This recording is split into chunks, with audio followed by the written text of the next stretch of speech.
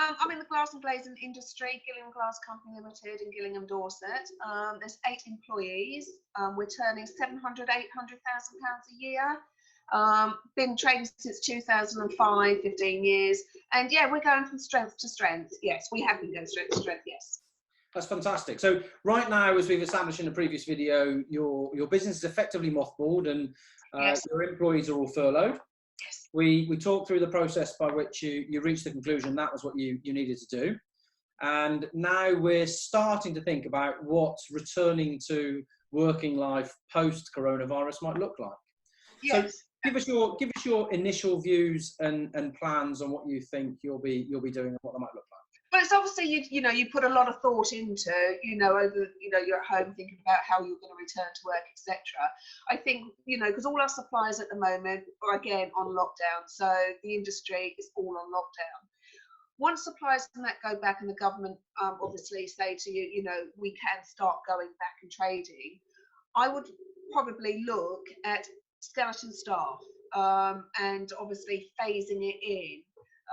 To get back at full trading over the next few months. It's not going to be, I don't even think it's going to be a couple of weeks, it's going to be over the next few months. So I think once we get the go ahead, then that's when I look at it, properly and think, right, this is what I'm going to do now, and put it all in place.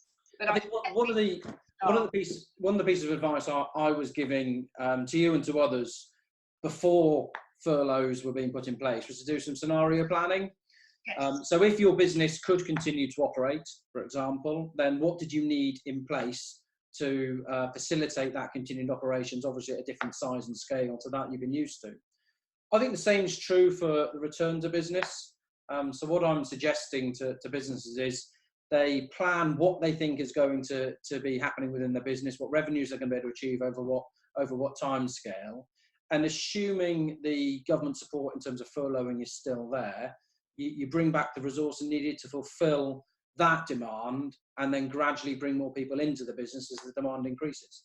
Yeah, I mean, obviously, I think if I bring everybody back at the same time, I think that's going to be, more dangerous than not for the business. Yeah. For number one, I don't believe that we can afford to do that. And I know that you can be furloughed at the moment till the end of June. So I will actually take advantage of that to try and get the business again to start trading as it was. I'm very fortunate at the moment because I've got my works number diverted to my mobile. So I am actually taking calls daily, 3, 4, 5, 6, 7 calls a day I can take. So I've got an actual list of customers I need to ring when I do return. And there is business there for us to start off, but not to the capacity of what it was before we went on to furlough. I think that's a key point is you've got some information to hand that will let you plan for what you think your revenues are going to be at what point in time after you return.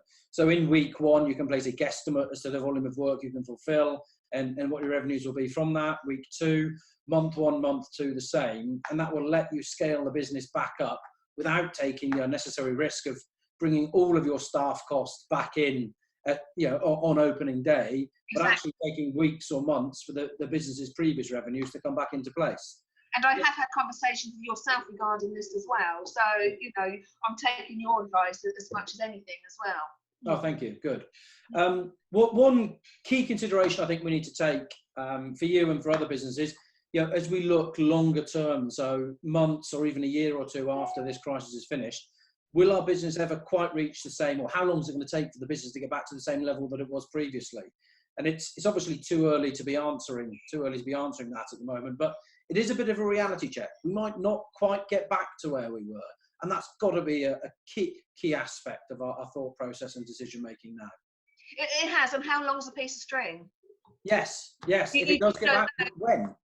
Yeah, exactly. I mean, we could all go back thinking, right, we're back trading, etc. But it's going to take time to get to how it was for the whole country at the end of the day. It's not going to be easy going. It's not. It's going to be hard work. But I'm sure, I will get through this. And I'm sure a lot of other people will. Yes, yeah, you're sort of highlighting the advice I'm giving, which is plan. Don't just put your head in the sand during this time off. but look at what your likely scenarios will be when you come back and plan to resource accordingly in terms of physical resource to facilitate and fulfill the demand, but also the cost base to make sure that it's actually viable for your business for the foreseeable future. Exactly, and like I said, you know, the advice that I have had from yourself, you know, has been second to none, and you have helped me. Yeah. Great, Tracy. Thank you very much indeed. Fantastic. You are welcome. Thank you.